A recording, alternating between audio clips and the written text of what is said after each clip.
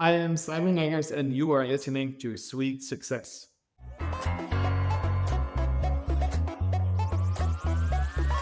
You've just checked in to Sweet Success. Join me, Katie Cline, for exclusive conversations with hotel executives, hospitality leaders, and industry innovators.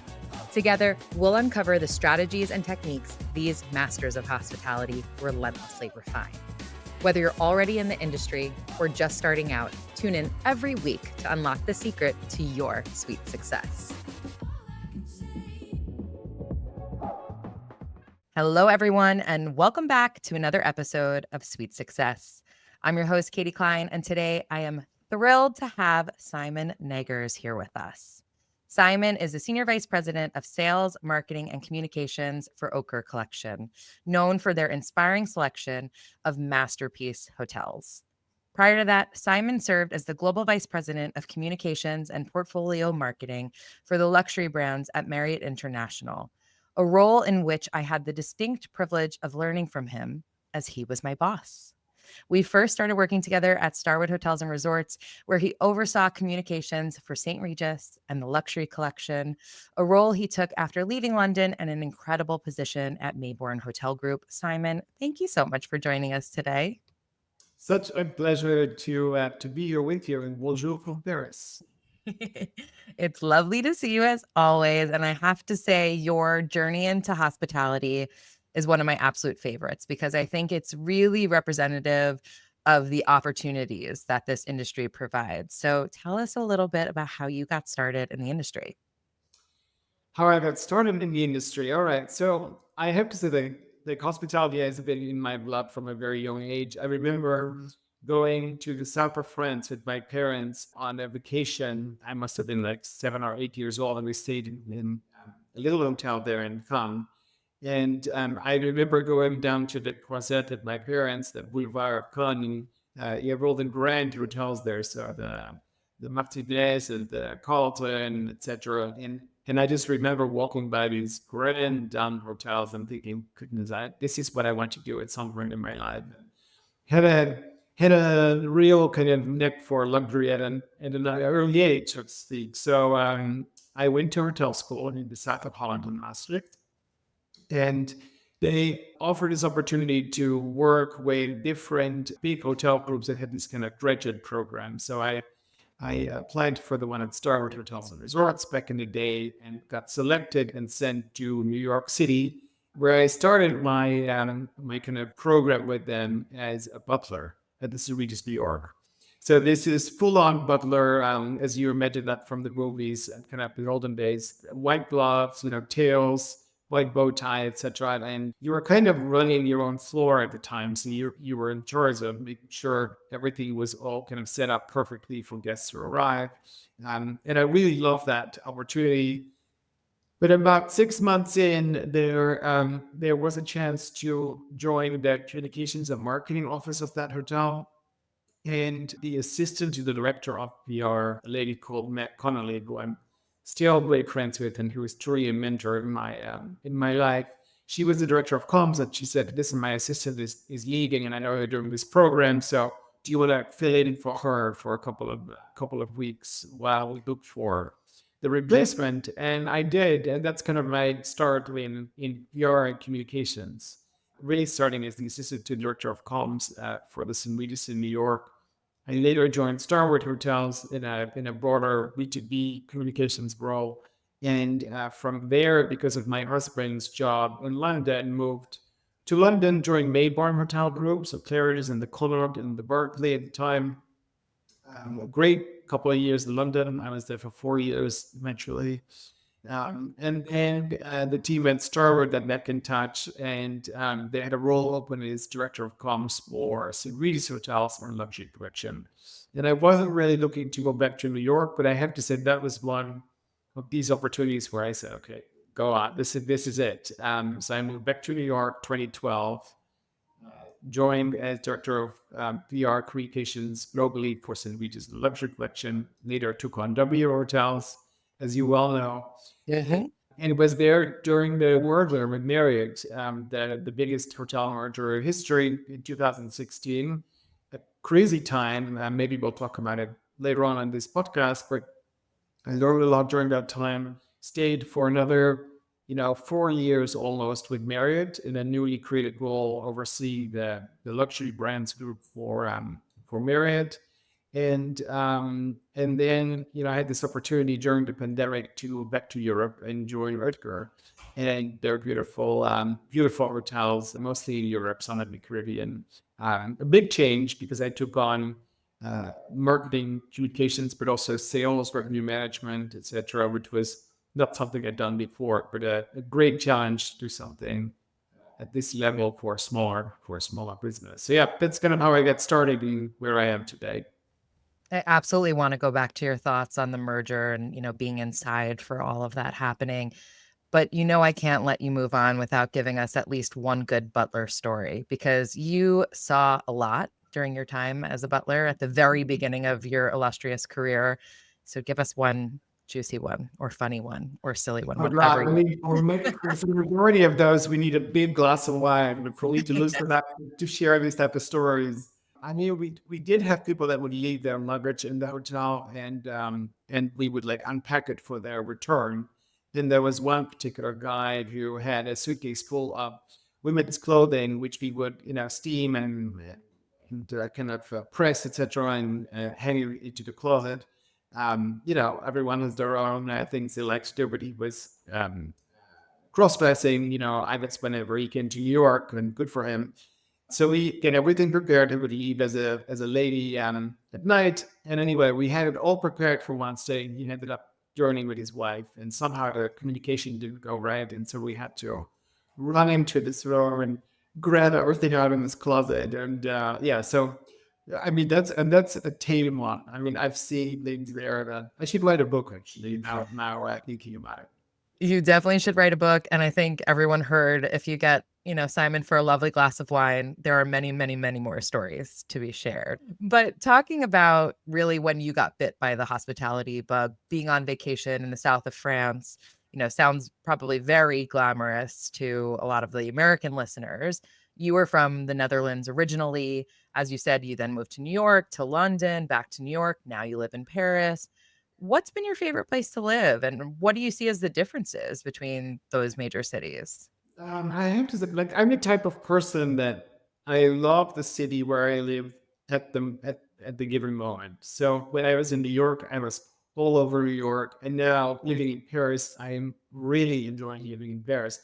I'm just that type of person. I make the best of where I lived. I lived in Bangkok, in Edinburgh, of all places, in DC. I mean, I lived in many different, always cities, but got a real kind of global view on that, and I just enjoyed wherever I was. I have to say my time in New York was really formative. These were my formative years in my career. Like this was a important kind of moment starting out in hospitality on the comms and marketing side.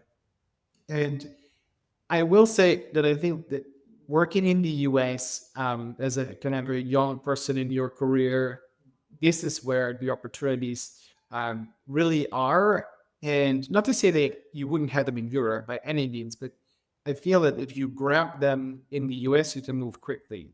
And if you have a lot of passion and enthusiasm, and if you're not afraid to work hard, you can really make it there and make it quicker than perhaps in other places in the world. So Yeah. New York will always have a very special place in my heart. I love going back there. I think it's incredibly dynamic, diverse, fun city. Paris, I feel, is having a real moment now, following the 24 Olympics, but anything from the Art Basel show being back in the art show being back in Paris to Pretty Photo to like all the different sporting events. There is a lot of focus on the city, and the city feels alive. Like there's a lot of restaurants opening, cool exhibitions, and people are really charming here. I've never had so many people come and see me anywhere else in the world than in Paris. Like it's a place people come through and also want to spend time. It's a city that's made for a very good time on dinners, dancing, great exhibitions, as I said, fabulous shopping, etc. So, and then in London, I was back in London this last weekend, and we had the best dinner for any of you being in London. So go to the Dover or Mayfair; it's just fabulous. Um, seeing friends. We still have a lot of friends that from when we lived there, 2008, 2012. Um, I wouldn't say that I would never live there again. I doubt I'd be back in New York. Honesty, I'm happy to be back in Europe. My parents are close, etc. But maybe London. It's not really in the future, but very happy in Paris for the moment. Do you feel like hospitality is different in those cities, or is just good hospitality universal? Think there's certain things that are universal. But then London has the best hotel bars in the world for me. I think that a great London hotel bar, at least, is hard to replicate because it's a good mix of locals and kind of hotel guests and this kind of worldly cosmopolitan mix. And I think London does that better than anyone or any city. Uh, I think if it comes to true ultra luxury finesse, I mean, Paris hotels are just the attention to detail from flowers to how housekeeping looks after your belongings in your room while you're staying in one of these hotels. I mean, I think that's very hard to match anywhere else in the world. Maybe in Asian cities like Tokyo or Bangkok, but I think it's hard to match. And there is just a certain savoir faire here. So this kind of this feeling that, as I said, the attention to detail, this real hunger for the best of the best. It might take a bit more time to get there, but they just do it so beautifully. The packaging, the way things are presented, the flowers that are set in the lobby. And then I feel in New York, or in the US in general, I think there's a lot of innovation in hotel concepts there. If I speak more broadly, across the kind of different tiers, there you are. There you kind of, have people that are more nimble. They kind of implement things faster. They try things. They're not afraid to make mistakes. They move a bit faster probably than in London and in Paris. Um, so yeah, I think there's a different. At the end of the day, you want to feel looked after and cared for. We speak a lot about care in our company. Like, how do you? Because it's kind of a feeling that you get from people truly looking after you. You walk through the door of the Bristol of Paris, or Hotel du Cap in the south of France, and these properties, unless you've been there many times, might feel a bit intimidating. They're grand, they're ultra luxurious, they're expensive. You might feel that you're kind of staring up and down just by entering through the revolving doors, and really that's not the truth by any means. It's this idea that you walk through the doors, and no matter what you're there for, you're being looked after, and I think that is so important. And that's a universal trait in the hospitality world, whether it's restaurants or great bars or hotels or airlines, doesn't matter. You want to feel that someone actually cares about you, cares to speak to you, listens to what we're saying. So it's kind of basic elements. And it doesn't matter whether it's at 20 euro a night or at €100 a night. You can be looked after in both. Yeah. It's interesting. I never thought about it that way, but you're right. Like each of those cities have almost different dials that they turn up and turn down well. But actually, if you don't have that universal red thread that you just touched on there, then the experience is going to be lacking no matter what. Yeah, 100%. Yeah, I'll fully agree. And as you touched on, you and I worked together, of course, at Starwood Hotels. And then we had a front row seat to one of the largest M&A deals in hospitality history when Marriott acquired Starwood. So, what did you learn from that experience and what was that like for you? I mean, that was a complete roller coaster. That was a wild time, particularly 2016 when that all happened. Um, I was on the comms side, so we got involved earlier than the majority of people because we were working on a lot of the communications materials of the rollout of this whole announcement, which was, I mean, I'll never forget going to a lawyer office in New York with my then boss and Trey, there are all many people you know, to work on, to be kind of taken into kind of the circle of trust and work on these materials. I mean, that was larger than life, obviously.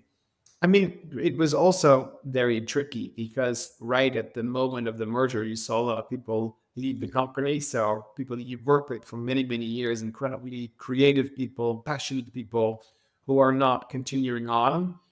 And then there's a kind of that initial phase where no one really knows what they're doing.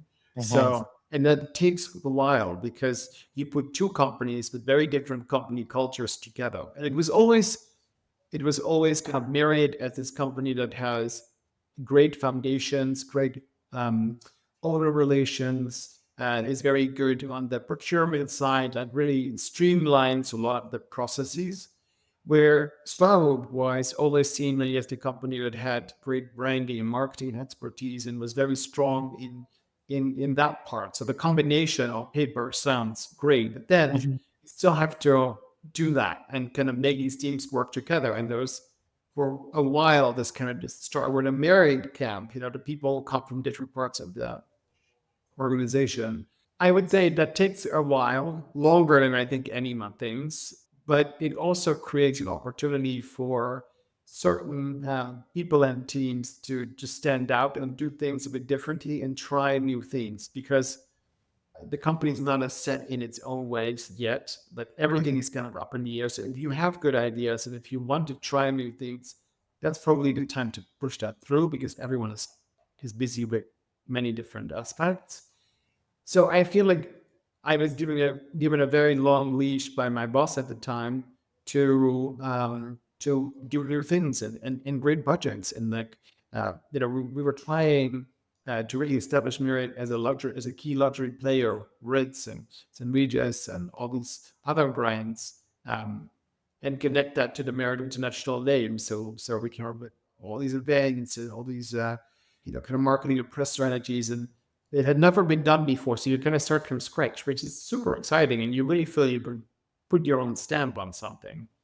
Yeah. So it's I remember those early days when we would go to Bethesda for Marriott's headquarters and you'd see people in the elevator and you'd kind of look at each other and go, Marriott, Starwood? Like everybody was kind of introducing themselves, Katie from Starwood, so and so from Marriott. Like it yeah, did. It took a little while for everyone to come together to act cohesively. But you're right, there was no playbook anymore. There wasn't, this is how we've always done it at Starwood, or this is how we've always done it at Marriott. And kudos to Marriott for that, for not just saying, now you guys follow our world. It really gave us that blank piece of paper to say, well, how should it be done? And like you said, it was something new for Marriott within the luxury space. 100%. And that was the fun part. I left married in the middle of the pandemic. I wanted to go back to Europe. My partner wanted to go back to Europe, and then the Oetker Collection opportunity kind of came around. So it was a great moment to transition.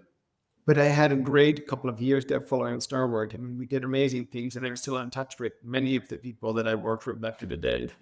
So yeah, I look back at all that moment as a great learning opportunity in my career. Yeah. And Starwood is almost perfectly preserved now, right? Like any other company is living, breathing, and you agree with some decisions, you don't agree with some decisions. But now that Starwood doesn't exist anymore, there is that kind of, I don't know, like kindness in the way that people reflect on it of, oh, it was perfect. And of course it wasn't. Nowhere is perfect, but it's almost preserved now. Yeah, yeah. That's very true. I mean, it's almost 10 years ago, which is kind of wild. Crazy. Yeah. So, speaking of Oetker Collection, this is a family owned company that prides itself on 12 masterpiece hotels in the world's most desirable destinations and also more than 150 private villas around the globe. You named some of the hotels earlier, just the most iconic, most luxurious properties in the world. So, how was the transition from working for the world's largest hotel company to now working for Oetker? So, I mean, that's a huge change, obviously, going from one of the largest hotel companies in the world to a smaller, ultra luxury hotel company based in Europe. So, coming from the US, going to Europe, it was the right time in my career to make that change. But besides the size, I also really changed my responsibilities. So, I went from looking after comms and portfolio marketing for the luxury group at Marriott to running sales, marketing, communications, and revenue management for Oetker Collection. And I would say there is something about a family business, and the Oetker family owns a lot of our properties.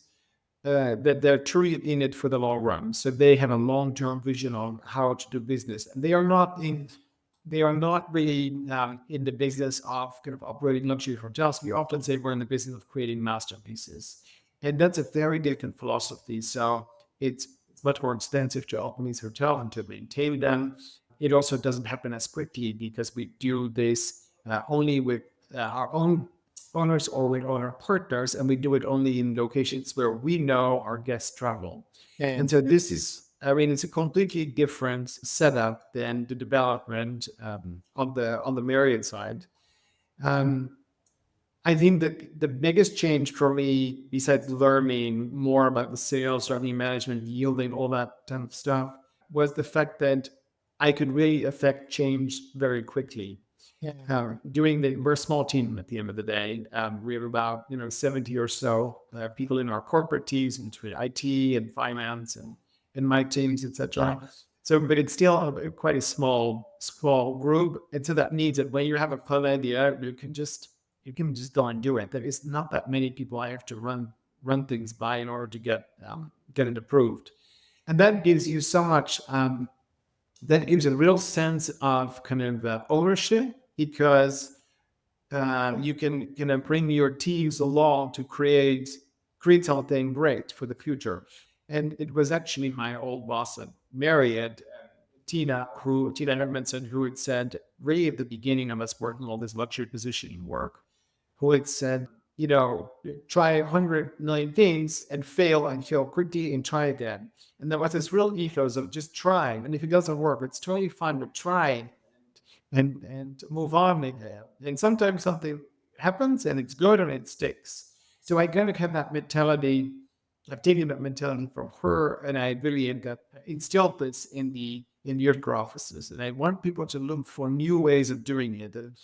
And for our types of hotels, that is quite interesting because we use ground down, very glamorous, very old school hotels in the portfolio. The Bristol is celebrating this year its centennial. Hotel du Gat, Brandon Park are 150 something years old. And we have a lot of hotels that have enormous legacy and history. So to be able to be innovative and to do things differently for a company like this is very interesting. And then to be able to implement it quickly, that can only be done, in all honesty, smaller companies where you can just do it and you have to roll up your sleeves and do it yourself often.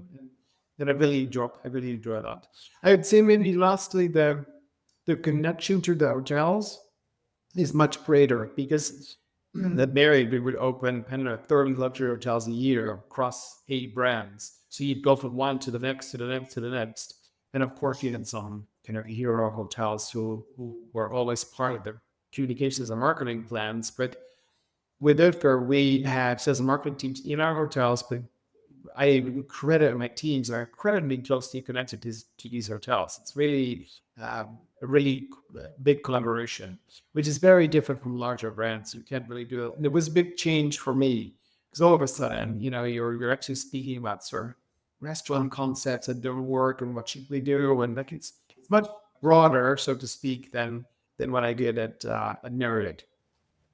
And speaking of broader, I'm really inspired by your transition from comms to, like you said, adding sales, marketing, revenue management to your role.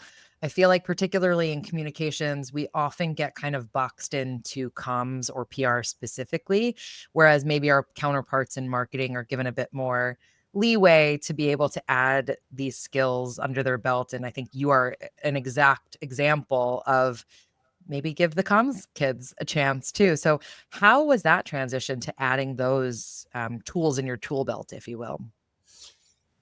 Yes, that was a big change. I would say that I started doing a lot of the marketing stuff already at Marriott because of this whole luxury brand positioning work, anything from logo creation to events costs, whatever. We did so many different things to make Marriott kind of be a player really in the luxury space externally. So the marketing side, the branding side didn't feel foreign for me coming into it first. I would say on the sales and revenue management side, that was a new world, and and I have to say, hospitality, the kind of corporate hospitality world was the teams tend to be rather small. So I always worked alongside the sales teams and the revenue management teams. You kind of have an understanding of the acronyms they use and of the way they work and the events they host and the key players, on the travel agency side or geo mixes. So I knew a lot of the wording and I wasn't coming in blind into this company. And Oetker has had the same team for a long time, which says a lot about the company. Like people really stick. And I can say so myself. It's an incredible employer. It's, as I said, a family company, and they really are doing things the right way. So people don't really tend to move quickly once they work with us. So the sales team was pretty well set up, and Eastern he very well set up. And I had the same four VPs of sales that were with us when I started in 2020. So there's Wow. been some kind of changes on their teams. Again, someone makes the Anvers for Europe, with someone in their whole team in the US, but one VP of sales in the US, one in Latin America, one in the Middle East, and they all have teams obviously with them, and there is not a lot of turnover. So I was able to kind of really focus on them from a leadership point of view and make sure they have the right tools and that they have the right setup to do their jobs. But these guys know what they're doing and they're bloody good in it. So there's this, I wasn't coming in to set up a full new sales organization. I was coming in really having to lead a team on the marketing, communications, and sales side, but with great people in place. It was a great credit to my predecessor and the company for putting that in place over the years. I think there's also an element of fake it till you make it. Honestly, like I've said in owner calls where I'm googling terminology because I'm not sure what it all means. And when you kind of know more than you think you know. Like I was never really worried about taking this off. Actually, on the contrary, I really enjoy this because it connects everything you do on the branding side, on the marketing side, and on the digital side. It connects it to real hard data and numbers and revenues. And you see the impact your actions have or the differences that your new sales strategy achieves. It's so great to see this connection. It also means that you learn like every single day, so it never really gets boring. Like I'm much more involved in the development side of the business now, anything from concepting to development deals. I work very closely with our CFO on our budgeting, on our business cases, all of this. So yeah, it's really broadened my horizon, so to speak. I would recommend it to anyone wanting to kind of move out of just communications. And I know what you say, like if you have a PR background, you kind of either stay in that kind of world, and it can be hard to kind of break out of it. But clearly, Ritker also wanted people that had more of a marketing background and a branding background rather than just this traditional sales background, so to speak. Yeah, I really like what you're saying too about putting together the sales organization, which is, obviously looked at as a revenue driving part of the organization, and the comms and marketing side, which is often more seen as an expense. But when they're in the same part of the organization, you can see the symbiotic relationship between the two. And it's not just as binary as saying this one's making money and this one's costing us money. Right, yeah, completely, completely. Yeah. And talk a little bit more about the differences between now working for a family owned organization versus a publicly traded one. And you've touched on a bunch already, in terms of slower growth, right? You're not reporting to the street. So you don't just need to grow every quarter. Of course, I'm sure that's still the goal to some extent, but you don't have shareholders to report to. You're really being able to be true to the brand. And like you said, you spoke about only growing in locations where your guests travel. So what are those locations as well that the family is really focused on? Calling all short-term rental hosts and real estate investors ready to turn your listing into a money-making machine? Join me at the third annual Level Up Your Listing Summit happening March 9th through 11th in Phoenix, Arizona. It's the event where female hosts come together to learn, share, and level up their game. Use code Sweet Success. That's SUITESUCCESS to get 10% off your ticket at levelupyourlistingsummit.com. Tickets are sure to sell out, So act fast. Hope to see you there. Yeah, so maybe to take a step back, the company really stands for. I can try to explain it typically as it's masterpiece hotels, and this is the best location, the most extraordinary interior designers, the most beautiful fabrics as curtains, incredible services. Anything from cars to design to whatever it may be, the things that our guests see when they come into our hotels. So you arrive on the football so today, you enter the Bristol, and you just see the most beautiful arrangements. The teams have the most extraordinary outfits on. Like everything is really kind of thought through, and the attention to detail is amazing. Great restaurant concept, etc. So that's what our guests see, and then the values of the company or what our guests feel, so to speak, is all centered around three core values. It's family spirit, elegance, and genuine kindness. And these three values is what our guests feel. And so this masterpiece hotels concept, together with these three values, so genuine kindness, family spirit, and elegance, this combination is that we find so powerful that a lot of our guests come back time and again and really see our hotels as their home away from home. And it's a total marketing slower, this feeling like you're welcome at home. But in our hotels, it's really true. Hotel the company's guests that have stayed there 50 years in a row, and they come with their kids, and their kids come with their kids now. The doorman at the Lanesborough celebrating his 30 plus, anniversary this year. It's just you really feel like you go into these hotels and people care for you. Maybe what I spoke about earlier too, and they're happy to see you, and it's a genuine happiness. It's not a scripted protocol, hospitality standards. This is from the heart, and I've seen over the past 1.5 years that I've been with the company that it's really, really true. The family spirit, which comes from the Oetker family, which is uh, uh, a large family, German-based large family conglomerate with many different businesses, and hotels is a small part of it. This family spirit today comes through from the family directly into the organization. And that's something that's really quite special and very hard to build. And but they've had runners since the 1920s, Hotel Become since the 1960s, the Bristol since the 70s. So they've been embedded in this culture. But then so we have our leadership summit in a couple of weeks, and there as well. All the executive teams of the individual properties in our corporate team come together. It's about 100 something people. Like you have them in a ballroom together. I mean, that's like a family. I mean, genuinely like a family. And people look after each other. They help each other. Of course, there's issues with this problems from time to time, like anywhere. But it's a very special place. And we recently hired general managers from a different hotel, right? I won't name the one, but they are confirming what we all know. The way that they're onboarded and the support they feel from the organization is really amazing. That's a family company for you. So for me, big change in all honesty from Marriott. They, publicly listed business, very much driven by what happens in the next 3 months or next year, to a business that is first and foremost focused on the most exceptional hotels, service and product wise, and then on very sustainable growth in key destinations, as I said, where our guests go. So we just announced Saint-Tropez. We're working on something amazing in Italy.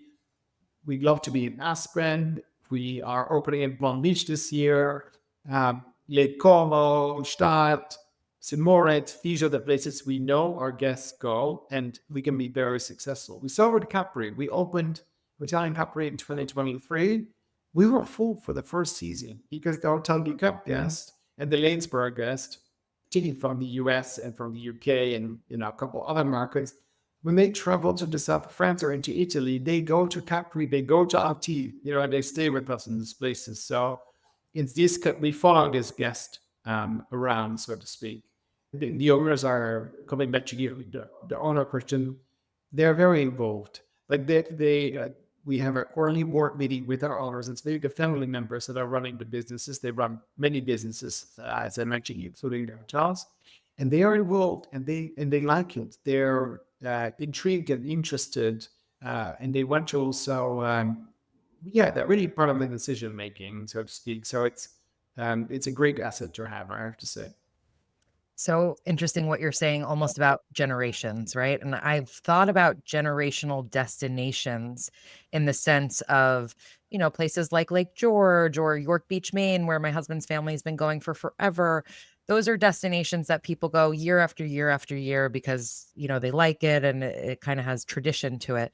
But you're talking about hotels that are almost our generational hotels, both from the guest perspective, in the sense, like you said, they've been coming with their parents. And it's not about going to Paris or London or wherever it might be. It's about going to that hotel. And then similarly, like you were saying, publicly traded organizations are really thinking in 3-month cycles because of when the next earnings report is going to come out. Whereas it sounds like your company is thinking in terms of generations. How can we build this to last? And how can we build this in a sustainable way that makes us really proud? Yeah, it's very true. It was the current generation, Oetker family members and their father and their family who really kind of started it out of passion. It's a complete passion for luxury hospitality. So it's really beautiful. It's a really beautiful start, so to speak. But it's true what you said. I think there is well, it's a very enjoyable industry, and people could have looked after each other. And you notice yourself that when you're at these industry trade events, I don't know, it's like it's one big family, so to speak. I also think there is something besides the generations that come back time and again and bring their kids and on. There's also something about this idea of a community, and I think our hotels build real communities. They come back for this type of experience because they know their friends will be there or interesting people to them would be there. So it's much more than just a vacation. You actually go to these places like a member club, so to speak. And the perfect example to that was last year we celebrated the 17th anniversary of In Rocks and Bards, our chains in Bards. And we hosted a 3-night kind of extravaganza for our best clients of the hotel, who come often several times during the season to In Rocks and Bards. And we invited them late October or middle of October to come for this weekend. And then it was by invite. So they took care of their own table, and we really invited them to look after. We had Jean George and Barbara Sturr and all these amazing people to look after them as part of our offerings. But what the beauty is that this is total hurricane season in the Caribbean, and the hotel had been closed. It always closes late August until mid October. So we were reopening with this party, and we brought all these amazing guests together. And what it was like the most incredible party that you can imagine, because all these people got along to a point where this year we said, there's special rates available for our best, dearest and best guests. And if you want, come and join us. It's the same weekend and we'll make it amazing. So we've kind of turned this into a tradition, so to speak. So this community element is so important, and it's hard for people to deal with that. When you're spending at this level and people are kind of worried and don't maybe open up as easily. So to be kind of in an environment where this feels very natural is very, very nice. You spoke earlier about the role of mentors in your life. You specifically mentioned Meg Connolly. How do you see the role of mentors to you, and maybe how do you mentor your team or others? I think it's super important. I think it's incredibly important. You need people who help you along the way. All of us do. And for me, the main three are all women. So Meg Connolly, who now runs the most amazing communications business out of New York, and then I moved to London. I worked for a woman called Paula Fitzherbert, who is the director of comms for Made One Retail Group, who is still one of my dearest friends. And then at started Marriott, I worked for Tina Edmondson, who's now the president of luxury for Marriott.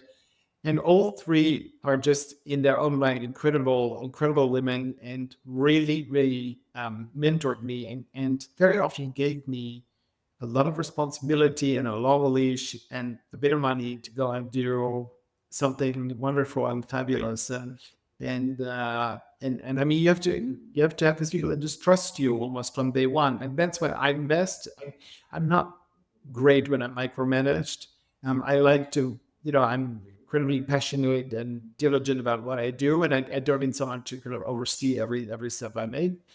But for all three, they kind of just let me run with it, and I'm still close with all three of them. So I think that's also beautiful that you keep these relationships. I mean, I was like 25 and I worked for men. And so it's wonderful to see so many years later, we still see each other often. We speak. I call them when I have a question, and, I use them as a sounding board. Same with Paula, same with Tina. So it's super, super important. And that's why I would also say, like, you know, these are real relationships. It's much more than just a work colleague at the end of the day, or your boss, and you move on to the next and the next. And hospitality is tiring me. The luxury hospitality space is a really, really small world. Everyone knows each other. And I see this now even more when in our in-depth market, when you're talking about GMs or about executives of other corporate offices of luxury hotel brands. I mean, everyone knows everyone in this world. So it's fun, but you also gotta make sure that you don't do anything stupid, so to speak. So, from everything you've seen and from throughout your entire tenure, do you have any predictions for the future of hotels or the future of broader hospitality?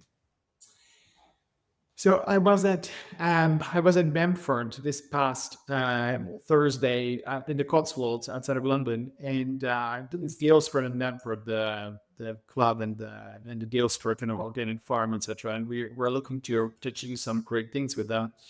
Um, and I saw this sense of community that they had built in the Cotswolds, which I thought was just extraordinary. Like, it was Thursday in January, the parking lot was full of cars. Like, people were there having lunch, shopping, working out in the club, doing breathing exercise and ice baths. The pickleball. I mean, a real club. January in the Cotswolds, not the most glamorous destination. But it made me think about this idea of community and hotels as community. And then there was a techno gym at their headquarters in Bologna on Monday this week to meet with their team. And I mean, they're the best at what they do, obviously, but in their HQ, they have built an enormous fitness facility with all of their equipment and classes, and it's very digitally savvy. And so what they do is they give all their employees 2 hours free during the afternoon, 1 hour to work out and 1 hour to have lunch. And so I'm like, yeah, right. Who is going to work out with their employees? Kind of awkward. And so the CEO of the business walked us through there at like 12:30, and it must have been 150 people kind of all working out, doing classes together in this kind of open space. And it made me think again about this idea of community, of people coming together around wellness and sport and feeling good, and what you put in your body, and how you kind of think about wellness much broader than just kind of going to a spa uh, in hotels. But community, I mentioned this also Bart's example. That will be something that we will continue to focus on. Um, with it, Oetker, but I think beyond. I think the hotel brands are all looking at how to harness this kind of great club of people, and what you do especially for them, and how you bring them together almost in a social life. Yeah. Well, that's really exciting. I can't wait to see what you guys do next. I want to ask you the last three questions that I ask everyone. And first, I could imagine is going to be a really hard one for you to pick just one. But what was the best hospitality experience you've ever had? That's tough. I mean, I love many luxury hotels, particularly the ones I worked on. The Critic Palace in Venice and Paolo, the GM, was just the most amazing. Claire, just walking through the revolving doors, and Claire just going into that black and white lobby there is magical. Um, I did my last interview session for my current job at Brenner's Park in the Black Forest in Baden-Baden. I mean, that hotel is so. Sometimes it's also the memory you have when you stayed there. And in this case, it was because I stood in the balcony and I thought to myself, like, I have to get this job. I had just finished all the interviews and I thought, I have to get this job. So that's in my mind. And every time I go to this hotel, I think about that. Even Martin Bar, these are just some of the most glamorous, well-run, beautiful hotels.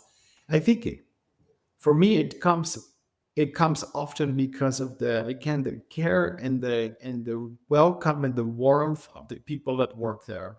So at some of the hotels that I mentioned, where you might expect it to be a bit colder because they are ultra luxury hotels, when you then arrive and it's the opposite, and people are genuinely happy to see you and welcome you and are uneasy and are thrilled that you're there and care for you, that stays with you, I Yeah. think, forever. Maybe as one last example, we stayed at this little place in Sicily in Noto. It's called Seven Rooms. Villa Dorata, something like that, Seven Rooms. It's half of a palace in the center of Noto that it was a palace in the center of Noto that was split into half of a hotel, 7 rooms, and the other half became a museum. And the woman who owns it, I guess, inherited the palace. And to make money, she created these 7 bedrooms. And in her own apartment on the top floor, she would cook breakfast. And you would sit on her terrace overlooking Noto and have breakfast in her kitchen, quite literally. And so for me, that is just one of those places that felt so authentic. They didn't have a concierge in mind. There was barely anyone at the front desk. The rooms are beautifully done, but it didn't have necessarily all the 5-star luxury services. There was no Mhm. pool, whatever. But it was one of these experiences that will stay with me forever. I truly, truly enjoyed it. And alternatively, what was the worst hospitality experience you've ever had? God, I find that hard to say. Well, firstly, I feel incredibly humble and lucky and privileged to stay at all these beautiful places when we travel. And, so personally, I think the worst experiences have always been um, when when you arrive at a place, whether it's a hotel or a restaurant or a bar or a store or an airline, doesn't matter, and people really are indifferent and really Mhm. don't care that you're there.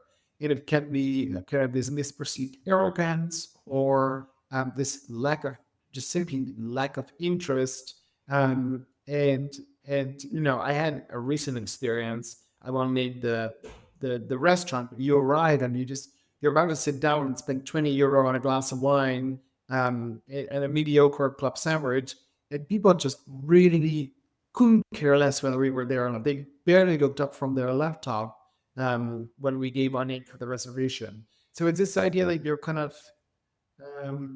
yeah, it's just this indifference. I hate that. That's, I think, very, very difficult. And in hospitality, sometimes in very hit restaurants or bars or hotels, there's always this idea that you need to be a bit like that in order for it to be cool. Happens often with hosts, and you think you're the host of the restaurant. I mean, the one thing that is really your mission here is to make people feel welcomed and check them in and guide them into the dining experience or to your table. At Maxine's in Paris, they do this really well. You arrive there, and and they are busy, and they're turning around people. They're trying to get everyone's going. It's hectic, and people have no patience. And I understand all of that too. But they smile, they take you through, they let you know that noticed you in the queue, and that they'll be right with you. It's little things, and you just Mhm. feel, and your whole dinner experience starts completely differently. You Mhm. order more expensive wine, you'll have dessert. I think that it actually translates into revenue at the end of the day. The Polo Bar in New York, the same thing that, I don't know what she's called, but the woman that's and the host at there, and she's warm and welcoming, and she's running still the hottest table in New York, and I'm sure has a million people WhatsApping her, and there's VIPs coming from every corner, but it's just how you deal with it. Yeah. And if there's any arrogance involved or indifference, I think it's very off-putting. Yeah. I had the exact same experience at the Polo Bar because of how amazing the reputation was. My expectations were low and the service was fantastic. The food was fantastic. And actually, the prices for New York, I didn't think were outrageous by any means. So it really is. It's just that genuine level of care. But anyway, Yeah. final question for you, Simon. What does hospitality mean to you? And is there anyone, a person, a brand that you think has truly mastered it?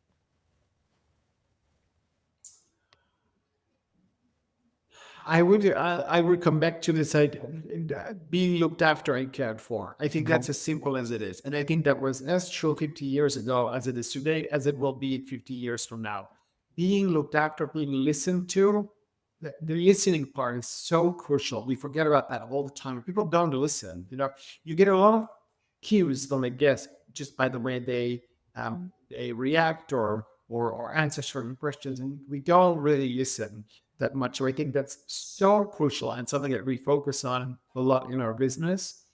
Um, but I think this feeling of being adapted that will never go away. I think in a world where everything is being digitized, and yes, we need to be on par with kind of what people are expecting, hotel rooms or services or whatever. But it can never take away this human element. And I think if I look at the Oetker kind of collection level of the business, this is so crucial. It's a lot of our reservations still come by people emailing or calling, or there's a lot of personal connection. If you're about to book a villa at 60,000 euro a night, you want to know a lot about that villa before you And book it. To have a real conversation with someone about how it would work for the nanny and how many kids would be ideal and how you could like stock the kitchen with your own, whatever it may be. So you have a lot of questions. The people have high expectations at those type of rates. So this interpersonal connection, I think, is very good. Who has mastered it? I think that's outside of Oetker Collection, of course. yeah, obviously, who has mastered this? I mean, maybe I should actually, maybe this is not a bad example. I think Hermes actually has mastered it because this is the same thing. When you go into their store, as much as you may not be spending a fortune, you might buy a wallet or a belt, and they treat people with great care. And there is this sense of real strive for perfection and kind of kindness. I think if I compare it to a luxury brand, store experiences, I think it can be very different. If they do, yeah, I think Hermes does it particularly well, and it also shows in their results. I think they are one of the most successful in the business still in an FMCG goods business that's obviously having a hard time at the moment. Their stores are busy and their revenues are up. And when you walk in there, people smile, people take the time. Yes, you might have to wait for a bit, but that's simply because the space cannot hold more people. But I think once you're in a sales associate, they really take the time. And if you don't purchase anything, that's okay. It just feels genuine. Yeah. So I think it's interesting to think with hospitality also in the luxury fashion world, and obviously they are doing a lot in terms of hospitality these days. A lot of the stores have restaurants, hotels, etc. So I think it's interesting to watch. Well, Simon, I always love spending time with you. Thank you for joining me today and just sharing your incredible story. Thank you very much. Great to be with you. All right, everyone, it's time for today's sweet summary where I break down the key insights and actionable takeaways from today's conversation. I always love spending time with Simon.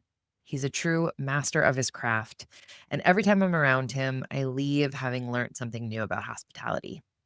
With his talent and his resume, I was surprised to hear him say that a lot of our careers have a small piece of fake it till you make it.